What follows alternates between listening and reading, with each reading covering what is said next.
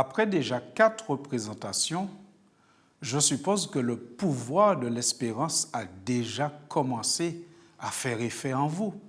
L'espérance, c'est vraiment un pouvoir, comme nous l'avons déjà dit, a un pouvoir sur notre présent, mais aussi concernant notre futur.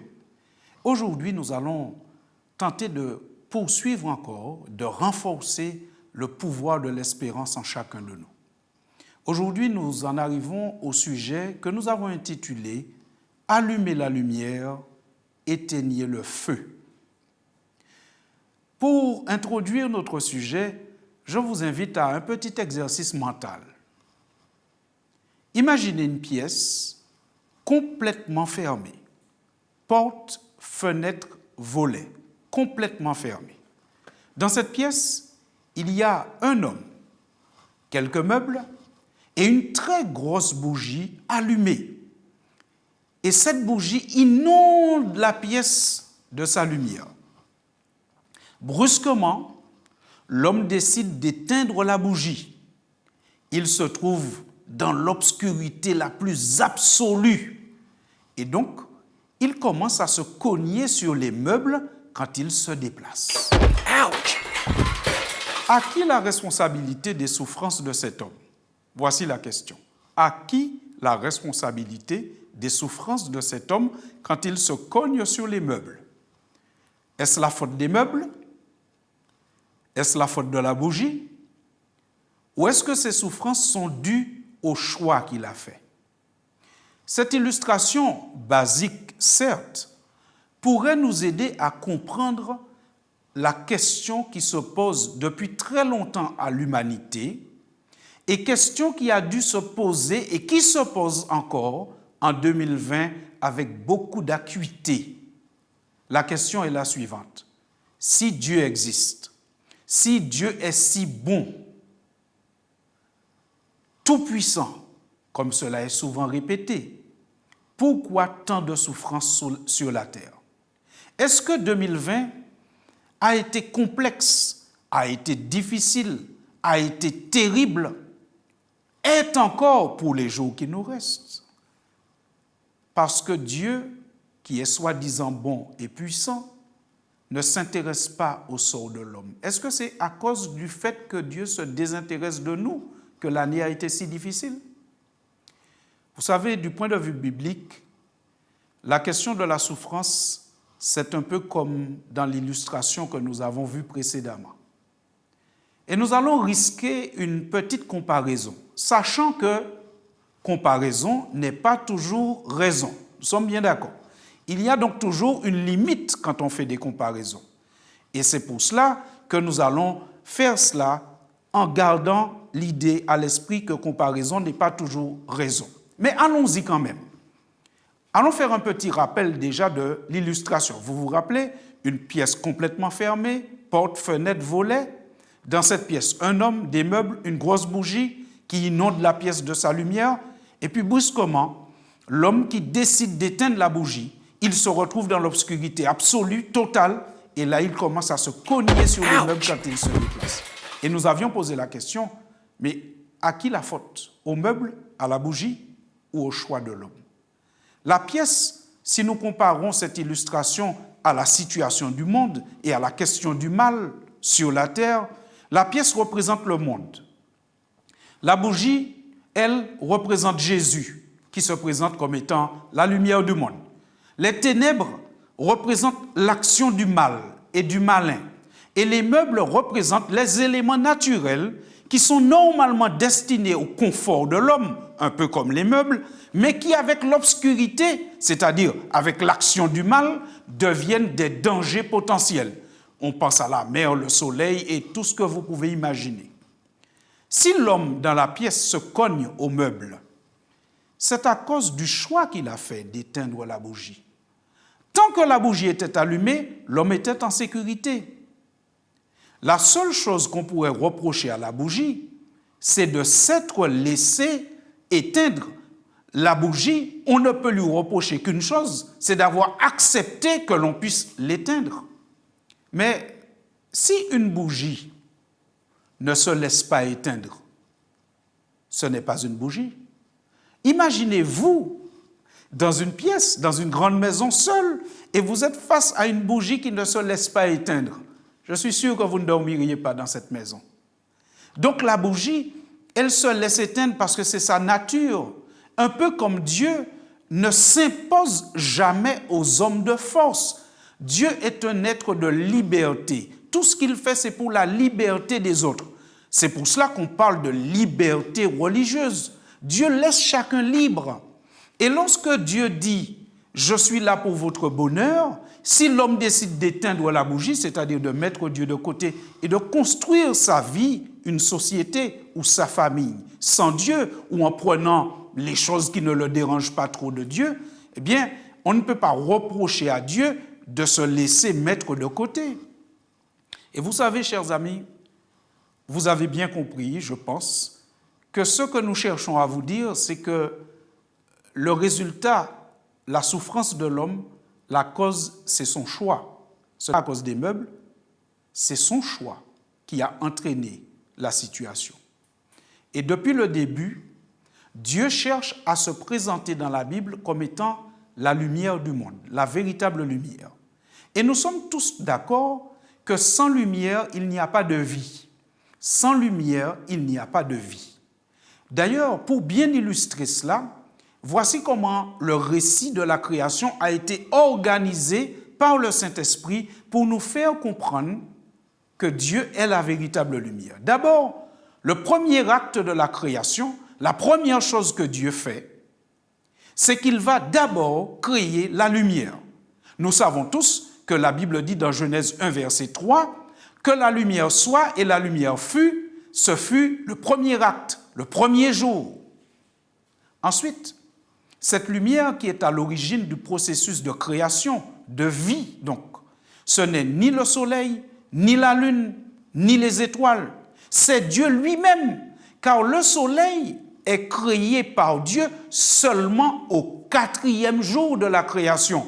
Nous lisons cela dans Genèse chapitre 1er, versets 16 à 19. Vous pourrez lire à loisir, mais en résumé, dans Genèse 1, 16 à 19, la Bible dit « Dieu fit les 2 grands luminaires, ce fut le 4e jour. » Les luminaires ont été faits le 4e jour.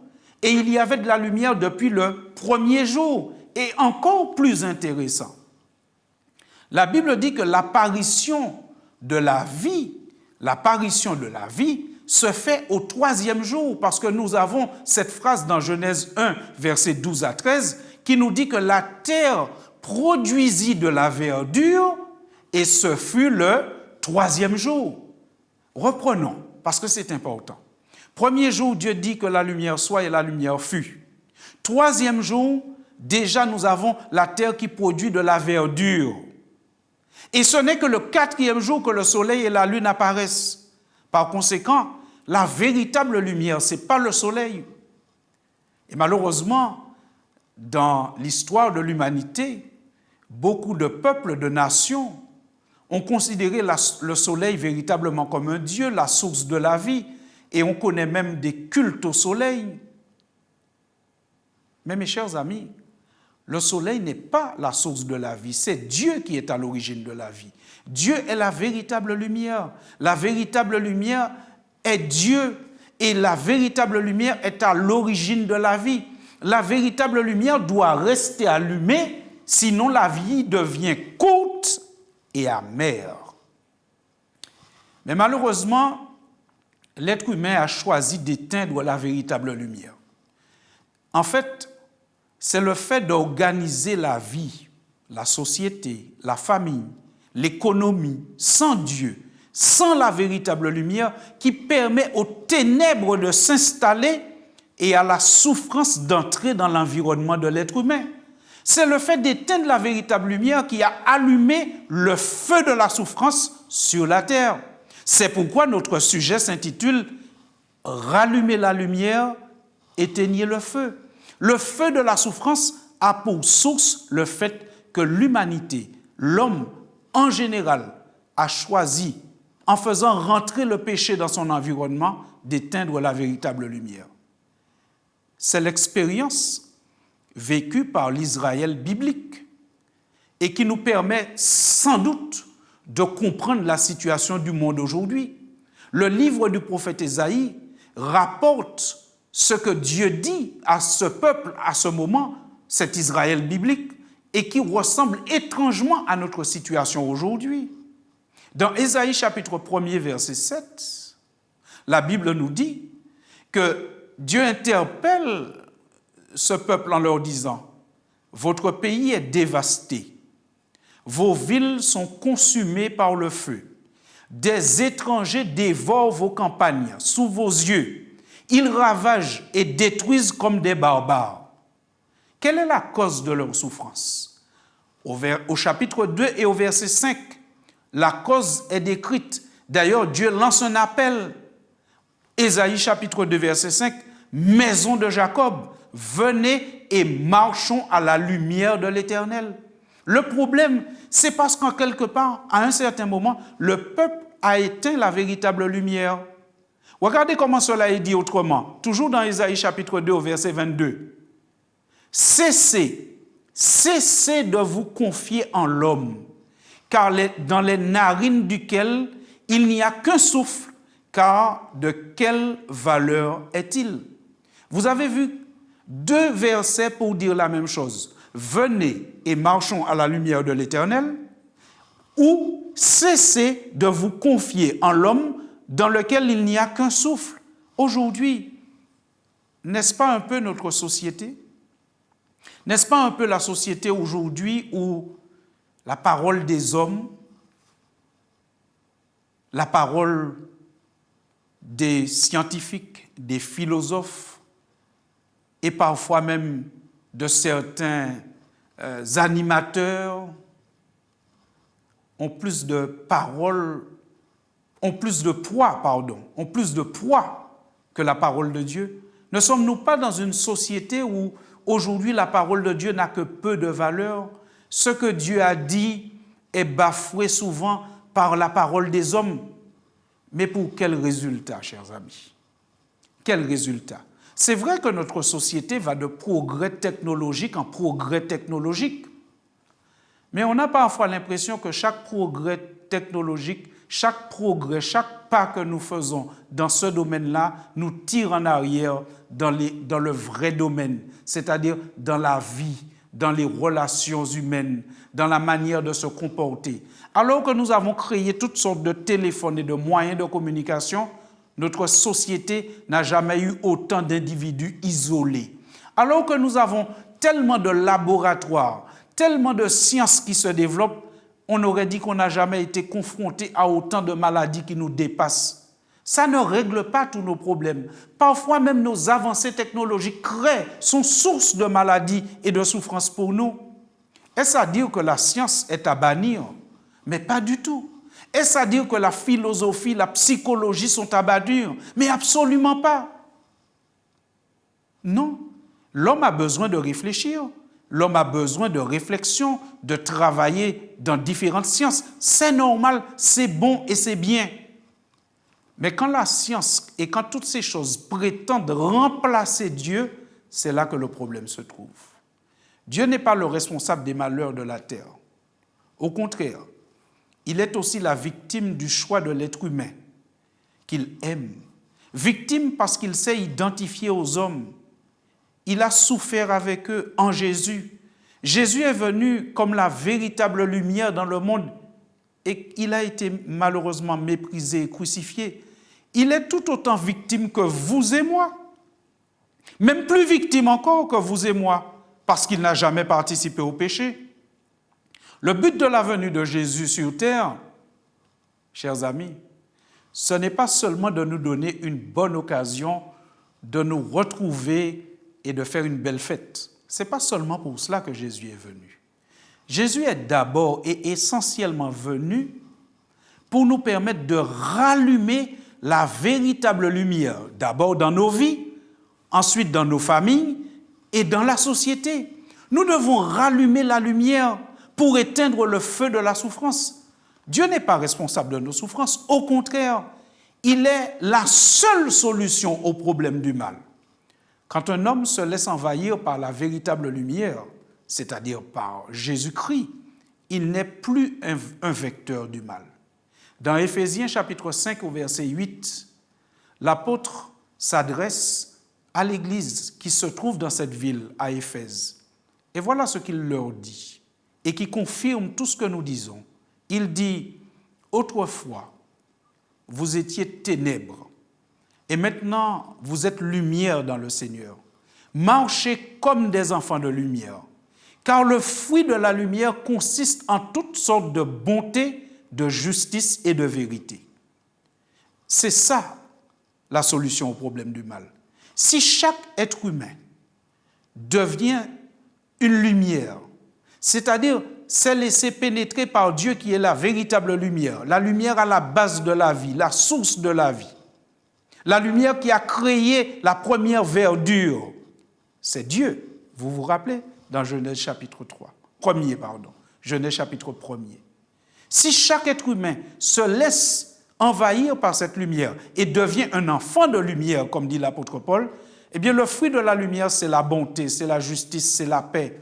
Nous allons forcément faire reculer le mal. Plus il y aura des enfants de lumière sur la terre, plus le mal va reculer. Plus il y aura des enfants de lumière dans une famille, plus le mal va reculer. Si vous soupirez après une vie plus juste et meilleure, si vous avez envie de contribuer à rendre la société dans laquelle vous vivez plus pacifique, si vous avez envie de vivre bientôt dans un monde où la souffrance n'existera plus, alors il y a une toute petite phrase à dire quotidiennement et à mettre en pratique. Cette toute petite phrase, elle se trouve dans le psaume 119 au verset 105. Tous les jours, dire à Dieu, ta parole est une lampe à mes pieds et une lumière sur mon sentier. Bien que nous reconnaissions que Dieu n'a pas dicté la Bible mot à mot, nous acceptons la Bible comme la parole de Dieu, une parole pleinement inspirée par le Saint-Esprit à des rédacteurs humains. Les grandes vérités fondamentales y sont clairement et simplement révélées. Ce ne sont pas ceux qui lisent la Bible qui risquent de tomber dans l'erreur ou de s'égarer. Non, bien au contraire. Ce sont ceux qui essayent de mener leur barque selon leurs propres pensées. C'est eux qui risquent de tomber dans l'erreur. Ceux qui ont de l'avenir avec Dieu, ce sont ceux qui préservent leur vie spirituelle. Ce sont ceux qui se caractérisent par une recherche de la volonté de Dieu telle que révélée dans sa parole. Et c'est pour cela que le dernier livre de la Bible parle ainsi de ce que la Bible qualifie de saints. C'est-à-dire, les saints pour la Bible, ce ne sont pas ceux qui sont au ciel en quelque part. Non, pour la Bible, les saints, ce sont des personnes vivantes, bien vivantes sur la terre, mais qui cherchent à marcher selon la parole de Dieu. Pas des personnes impeccables, il n'y en a pas, à part Jésus, mais des personnes qui ont ce puissant désir, cette volonté renouvelée chaque matin de chercher Dieu et de marcher selon sa parole. C'est pourquoi il est dit dans le livre de l'Apocalypse, c'est ici la persévérance des saints qui gardent les commandements de Dieu et la foi de Jésus. Vous avez noté comment la Bible qualifie les saints? Les saints, ce sont ceux qui persévèrent, qui gardent les commandements de Dieu et qui ont la foi de Jésus. Chers amis, les commandements de Dieu ne sont pas un carcan pour l'homme. Les commandements de Dieu sont pour notre bonheur. Les commandements de Dieu ne sont pas arrêtés à la période vétérotestamentaire, c'est-à-dire de l'Ancien Testament.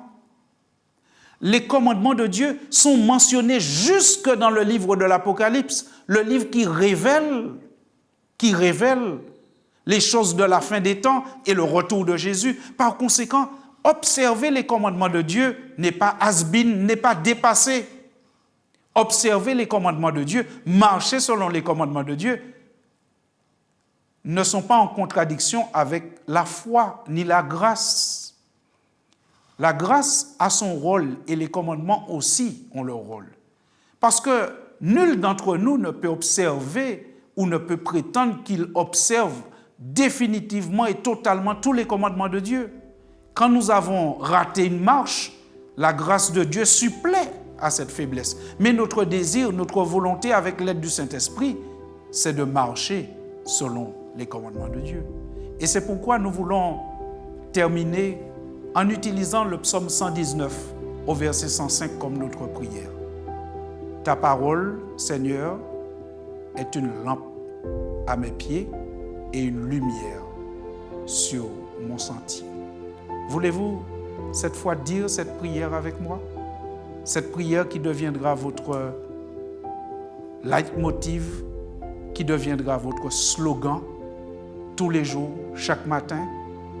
Ta parole, Seigneur, est une lampe à mes pieds et une lumière sur mon sentier. Chers amis, collectivement, individuellement, en famille, rallumons la véritable lumière afin d'éteindre le feu de la souffrance. Nous vous invitons à rester donc avec nous pour les prochains numéros, car nous continuerons à étudier la Bible.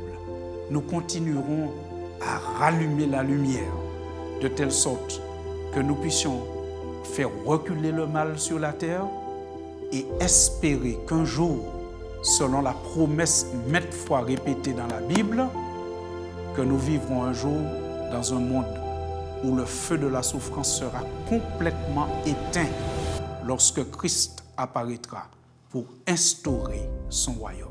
Que Dieu vous bénisse et à très bientôt.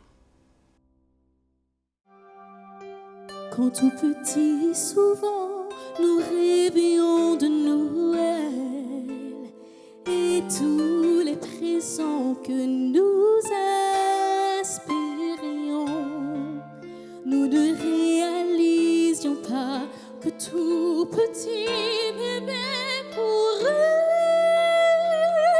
nous donnait le plus grand des présents. Nous sommes la raison du don de sa vie. Nous sommes la raison qu'il souffrit et mourut. Un monde perdu, il donna ce qu'il fut. Nous donna une raison de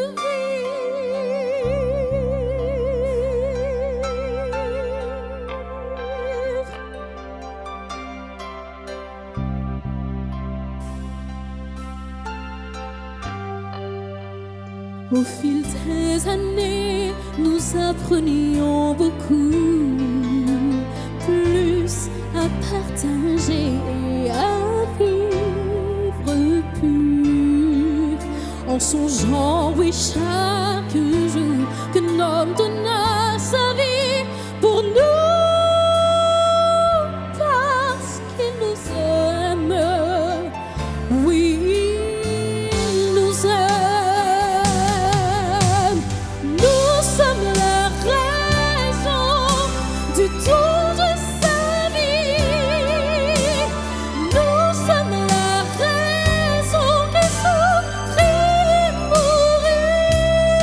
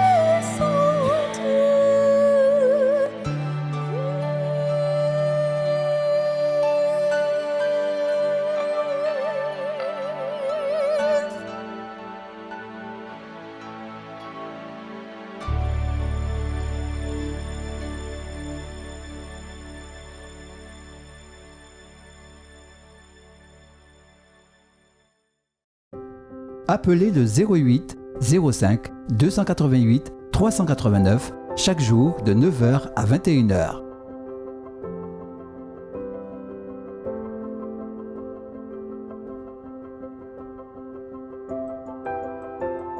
Pour recevoir notre littérature gratuite, Retrouvez le pouvoir de l'espérance chaque jour du 13 au 27 décembre. sur cette antenne, à la même heure.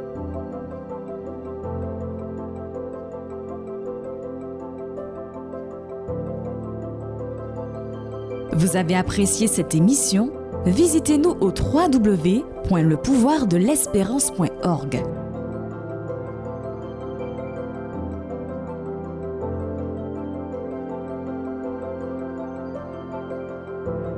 Pour recevoir notre littérature gratuite, Retrouvez le pouvoir de l'espérance chaque jour du 13 au 27 décembre. sur cette antenne, à la même heure.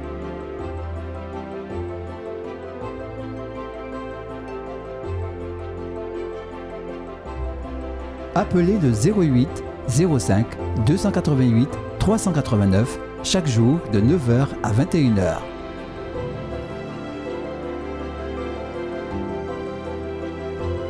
Pour avoir une info, Voir le replay, exprimer un besoin, une prière, visitez-nous au www.lepouvoirdelespérance.org.